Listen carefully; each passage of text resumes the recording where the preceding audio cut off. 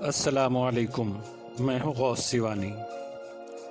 بھائیوں بہنوں، حضرت شیخ عبد القادر جیلانی رحمۃ اللہ علیہ سلسلہ قادریہ کے بانی ہیں اور اپنے عہد کے نامور اہل علم میں شمار کیے جاتے ہیں۔ نام نامی عبد القادر ہے، کنیت ابو محمد ہے۔ آپ کے القاب محی الدین، محبوب سبحانی، غوث العظم، پیران پیر اور دستگیر وغیرہ ہیں۔ پیران پیر کا سلسلہ قادریہ ساری دنیا میں مقبول ہوا اور اس سلسلے کے صوفیہ نے اسلام اور تصوف کی اشاعت میں اہم کردار ادا کیا۔ دنیا کے دوسرے ملکوں کی طرح آپ کی اولاد اور اس سلسلے سے وابستہ لوگوں کی آمد بر صغیر ہند و پاک میں بھی ہوئی اور اس رابطے نے یہاں روحانیت کی اشاعت کا راستہ کھولا۔ شیخ عبد القادر جیلانی کی ولادت باسعادت یکم رمضان المبارک 470 ہجری کو ایران کے گیلان نامی قصبے میں ہوئی۔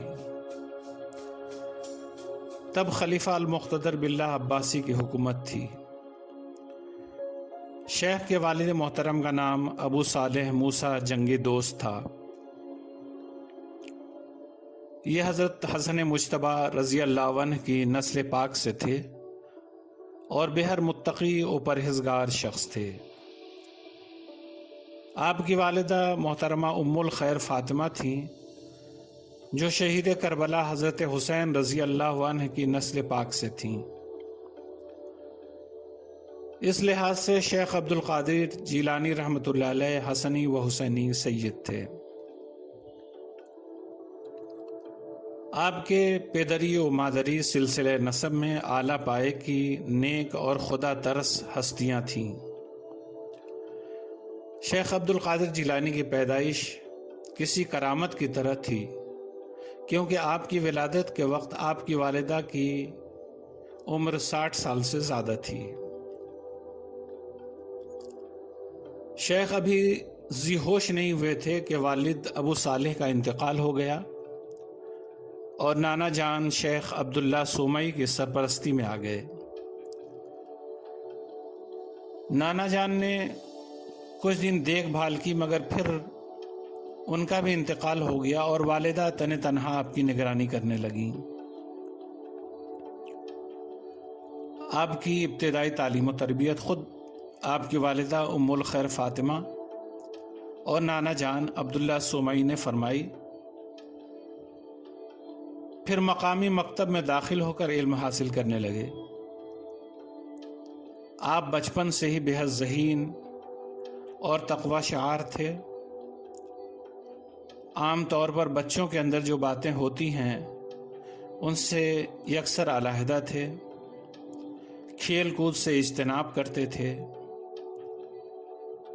تذکرہ نگار لکھتے ہیں کہ آپ مادرزاد ولی تھے اور اس کا اظہار اکثر قدرتی طور پر ہوتا رہتا تھا،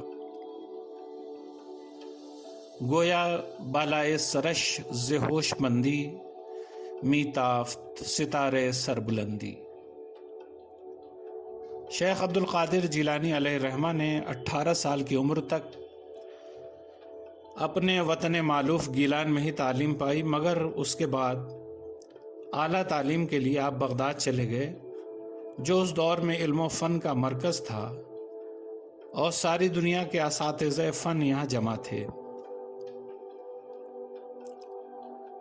مدرسہ نظامیہ کو عالمی شہرت حاصل تھی اور حکومت وقف کی سرپرستی میں یہاں اسلامیات کے ساتھ دیگر موضوعات پر بھی ریسرچ کے کام ہوتے تھے۔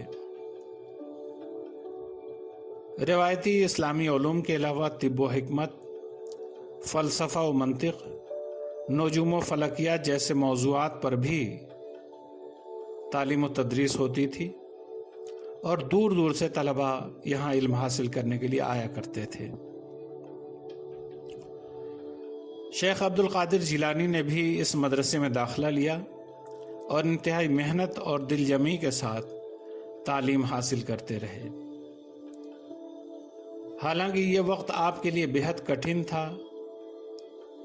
شیخ مالی تنگی کے شکار تھے، بارہا فقر و فاقہ میں زندگی بسر ہوتی تھی، باوجود اس کے لگن اور محنت کے ساتھ علم حاصل کیا۔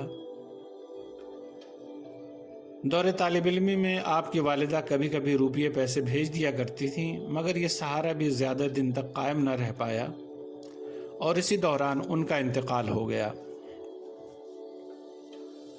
بغداد میں جن اساتذہ سے شیخ عبد القادر جیلانی نے تعلیم پائی وہ اپنے عہد کے نامور اہل علم تھے۔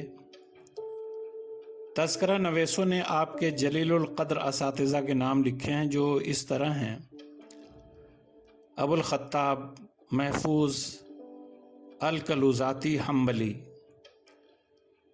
ابو الحسن محمد بن قاضی ابو یعلی، قاضی ابو سعید مبارک بن علی مخزومی، ابو غالب محمد بن حسن الباقلانی، ابو سعید محمد بن عبد الکریم، ابو الغنائم محمد بن علی میمون الفرسی، ابو بکر احمد بن المظفر، ابو محمد جعفر بن احمد بن الحسین قاری سراج، ابو طاہر عبد الرحمن بن احمد، ہبت اللہ بن مبارک، ابو نصر محمد، علامہ ابو زکریا یحییٰ بن علی تبریزی وغیرہ۔ حضرت شیخ عبد القادر جیلانی رحمۃ اللہ علیہ کو فقہ، حدیث، تفسیر، لغت، ادب، کلام، عروض، مناظرہ، انساب، تاریخ، فراست جیسے علوم میں کمال حاصل تھا۔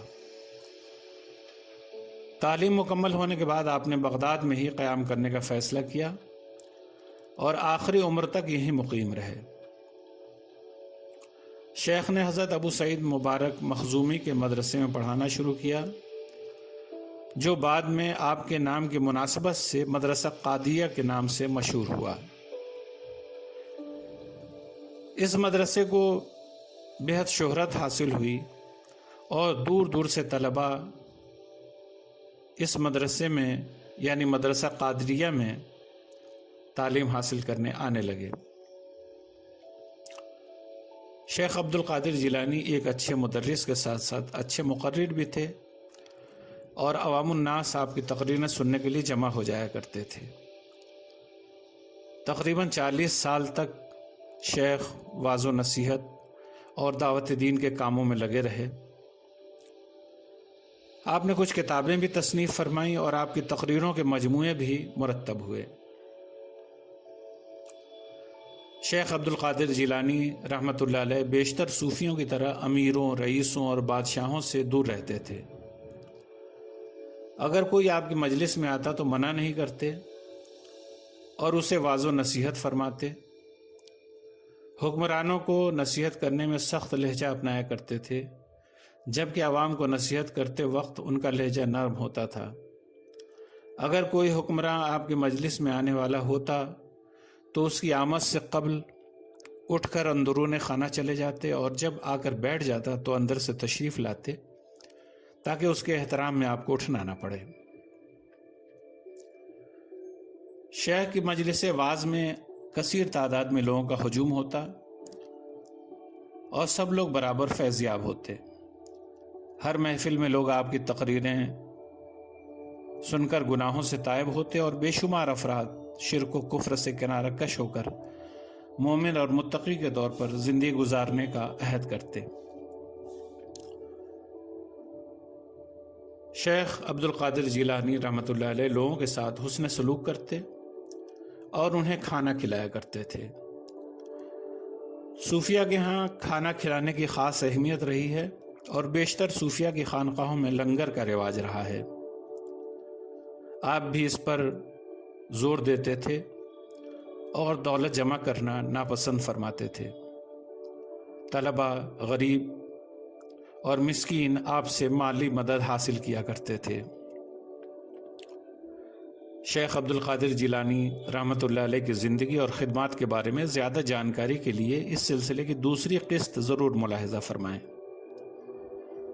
بزرگان دین اور تصوف کے بارے میں جانکاری کے لیے آپ ہمارے YouTube چینل کو سبسکرائب ضرور کریں اور اس کے لنک اپنے دوست و احباب کو بھی بھیجیں۔